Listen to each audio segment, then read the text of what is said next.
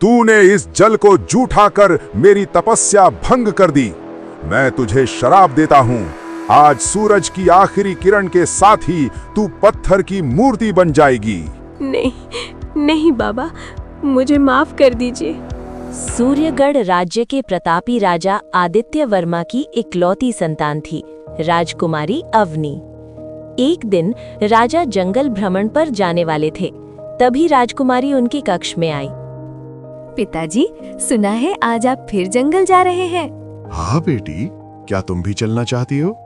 हाँ पिताजी, जंगल की हरियाली, तितलियाँ और परिंदे मुझे बहुत पसंद हैं। तुम बड़ी हो गई हो लेकिन दिल से आज भी बच्ची हो। राजा और राजकुमारी घोड़े पर सवार होकर महल से बाहर निकल जाते हैं। राजा और राजकुमारी घोड़े पर सवार होकर जंगल पहुंचे।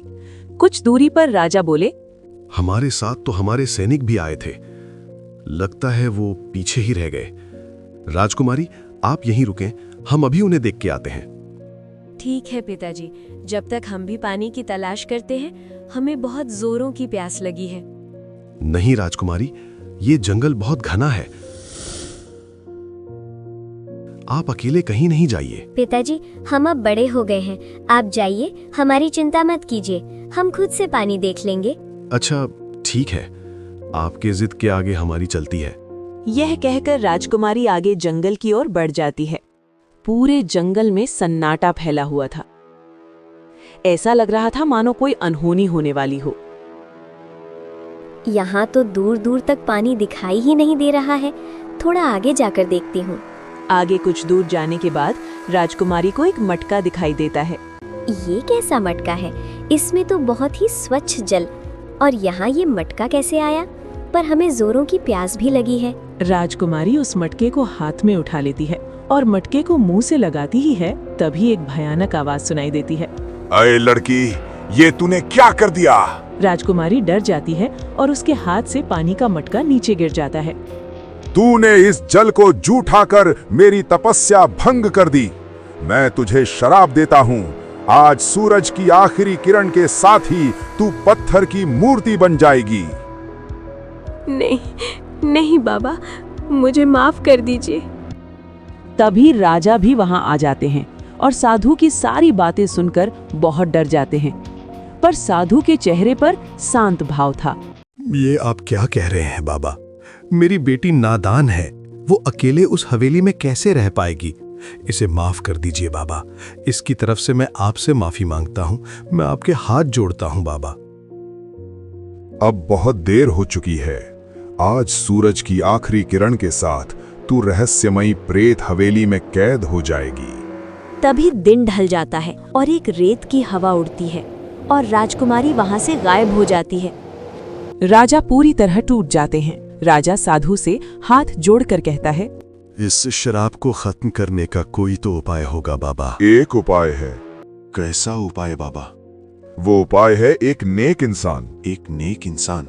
एक ऐसा व्यक्ति जिसे अपनी जान से ज्यादा दूसरों की फिक्र हो। जब कभी कोई ऐसा अपनी जान की परवाह किए बिना राजकुमारी की जान बचाएगा, तो राजकुमारी इस श्राप से मुक्त हो जाएगी। मंत्री जी, पता लगाइए ये प्रेत हवेली कहाँ है। हम अभी और इसी वक्त जाएंगे अपनी बेटी को लाने। महाराज, ये प्रेत हवेली कहाँ है, दुनिया के किस कोने में है, किस राज्य में है, ये कोई नहीं जानता। हम कैसे पता लगाएंगे कि राजकुमारी कहाँ है? ये आप सही कह रहे हैं, पर क्या हम हमारी राजकुमारी को यूं ही अकेला छोड़ दें? महाराज, हमारा विचार यही है कि पहले आप राजमहल चलें, हम वहां चलकर कोई ना कोई उपाय जरूर निकाल लेंगे।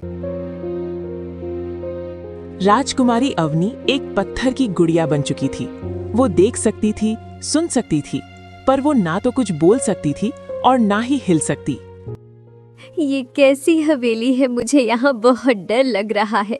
पिताजी अभी तक हमें लेने क्यों नहीं आए? राजकुमारी देखती है कि हवेली में और भी खिलौने मौजूद थे। ये कोई साधारण हवेली नहीं है, ये सचमुच कोई रहस्यमयी हवेली है। ये सभी खिलौने भी मेरी तरह ही कोई इंसान है, जो न बोल सकते हैं न हिल सकते हैं। कई दिन गुजर जाते हैं। उधर राजा राजकुमारी का पता लगाने की नाकाम कोशिश करते रहते हैं, पर राजकुमारी का कोई पता नहीं चल पाता है। यहाँ राजकुमारी बस दिन रात रोते रहती है। जिस राज्य के जंगल में ये रहस्यमयी हवेली था, वो राज्य था राजा रणवीर सिंह का, और उसके एक पुत्र थे राजकुमार देव। राजकुमार देव हमेशा की तरह शिकार करने आज भी जंगल जा रहे थे, जिसके रास्ते में रहस्यमयी हवेली पड़ता था। राजकुमार देव जब हवेली के पास पहुंचते हैं तो उसकी नजर हवेली की खिड़की पर पड़ती है, जहां पत्थर की गुड़िया रखी थी। दरअसल उस हवेली में 3 खिड़कियां थीं, जिसकी हर खिड़की पे 3 खिलौने थी जो बाहर से नजर आते थे। गुड़िया को देखकर राजकुमार चौंक कर कहते हैं, हम बरसों से इस हवेली के अंदर इन खिलौनों को देख रहे हैं, पर ये गुड़िया तो यहाँ नहीं थी। ये गुड़िया यहाँ कैसे आई?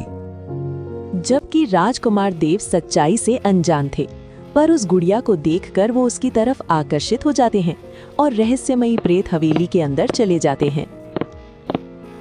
हवेली में पहुंचकर राजकुमार गुड़िया को देखकर आश्चर्यचकित होकर कहते हैं, ये पत्थर की गुड़िया होने के बाद रो कैसे सकती है? मुझे इसको हाथ में लेकर देखना ही होगा, कहीं ये कोई रहस्य तो नहीं? राजकुमार देव ने जैसे ही उस गुड़िया को हाथ लगाने के लिए हाथ आगे बढ़ाया, तभी वहां पर एक चुड़ैल प्रकट हुई।